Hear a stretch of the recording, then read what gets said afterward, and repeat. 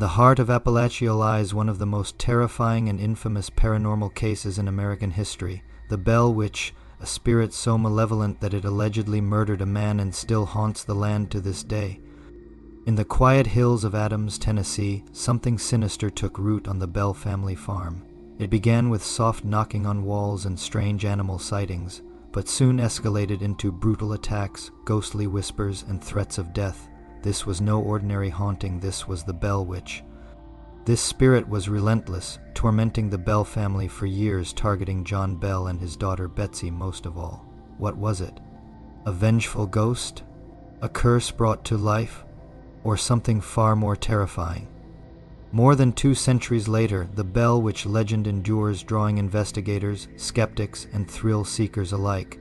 But one question remains: does the Bell Witch still linger, waiting for her next victim? Our story begins in the early 1800s, when John Bell moved his family to a small farm in Adams, Tennessee. For the first few years, life was peaceful. John was well respected, his family thriving, but soon strange things began to happen. It started with small disturbances. The Bells began hearing odd knocking sounds on the walls of their cabin late at night. At first, they thought it might be animals, but as the days passed, the sounds grew louder. Before long, disembodied voices whispered from the corners of rooms. The family would find objects moved from where they had left them. Doors opened and shut on their own. The whispers began to form words insulting, taunting, and angry. While the entire Bell family experienced strange activity, the hauntings centered on the Bell's daughter, Betsy. The entity, now referred to as the Bell Witch, seemed to harbor a special hatred for her. At night, Betsy was slapped, scratched, and pinched by invisible forces. Her hair was pulled violently. The spirit taunted Betsy with cruel whispers, calling her names and threatening her. The family was powerless, locked in a battle with something beyond their understanding. Over time, the Bell Witch became more than just a tormentor. It seemed to take pleasure in speaking to the family and even guests who visited their home. It would hold entire conversations, sometimes quoting scripture and at other times delivering terrifying prophecies. The entity wasn't always malicious. On rare occasions, it would behave playfully, singing hymns and telling jokes, but its darker side was never far behind. The witch claimed it had come to kill John Bell, and it wasn't just an idle threat. The entity seemed determined to fulfill its dark promise.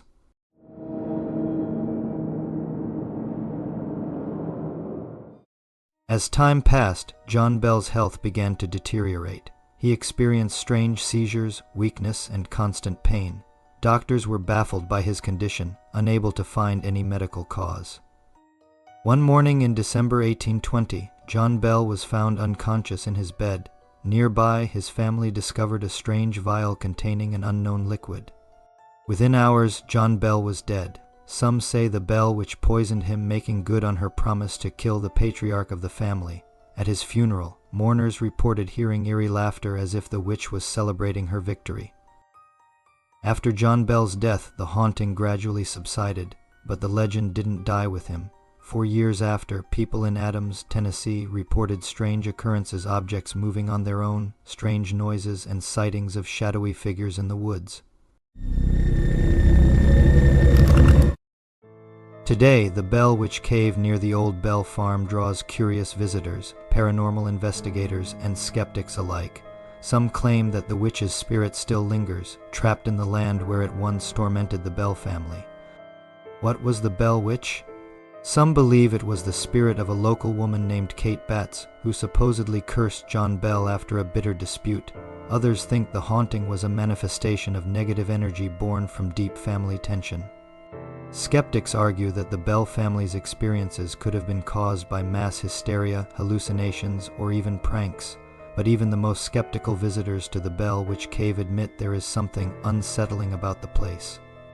Whether you believe the legend or not, the Bell Witch has earned her place in the annals of American folklore. Over 2 centuries have passed since the Bell family's torment, yet the witch's story continues to haunt the imaginations of those who hear it. Could the Bell Witch still be out there waiting for her next victim? Or is her story just that, a story? Let us know what you think in the comments below. Thank you for watching.